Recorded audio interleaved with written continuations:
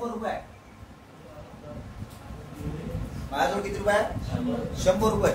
मला साबण आणायला जायचं आहे. आंबोडीची गरज तर नाही,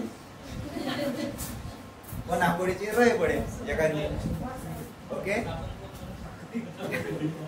साबण नाही वाटच पाहिजे मला गेम मला लावत धुवन काही नाही, हेच बिचारी वाट पोकून थकते. ठीक आहे, साबण घ्यायला मी गेलो साबणीवर होता 18% जीएसटी. Example 28% GST. एक्झाम्पल का किती टक्के जीएसटी होता? 28%. पण आता काय करू, मी ₹100 घेऊन गेलो, माई 100 आपले माई साबण ₹100 होते, माई साबण ₹100 होत होती 28% जीएसटी.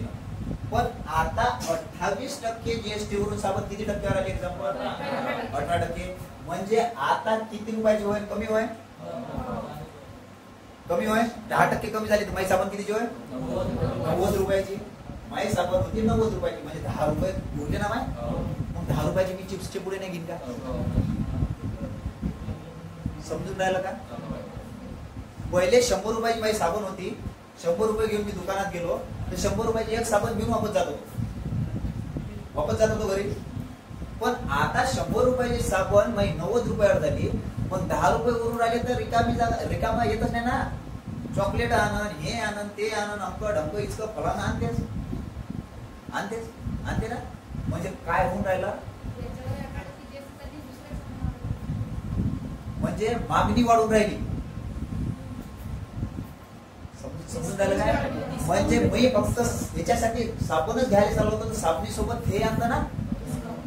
आलं लक्षात? ₹10 उरले म्हणून मी चिप्सचा पुडा आणला. मग चिप्सचा पुडा आणला तर त्याच्या दुकानात चिप्सचा पुडा कमी झाला. तिच्या दुकानातला चिप्सचा पुडा कमी झाला म्हणून त्यानं कंपनीला फोन केला का चिप्सचे पुडे पाहिजे. मग कंपनीने चिप्सचे पुडे तयार केले तर तिथं प्रोडक्शन वाढलं. समजून राहिलं काय? मग प्रोडक्शन वाढलं तर इकडल्या माणसाला कामं भेटले तर ग्रोथ. समजून राहिलं काय होऊन राहिलं? येऊन राहिलं का लक्षात? मग जीएसटी कमी व्हायचे फायदे आहे का तोटे आहे? समजून राहिलं? मॅन्युफॅक्चरिंग वाढून राहिली आहे की नाही? म्हणजे चिप्सचे पुढे भरमसाठ तयार, फक्त एक जांभूळ आहे चिप्स. आता मी फक्त साबण घेतल्यानंतर उरत चिप्सचा पुडा घेईन. तुम्ही खरा घ्या ना, तंबाखूची पुडी घ्या तुम्ही तुमच्या याच्यानुसार. समजून राहा. विमल पान भार तुका केसरी. Okay done. समजून राहिलं का?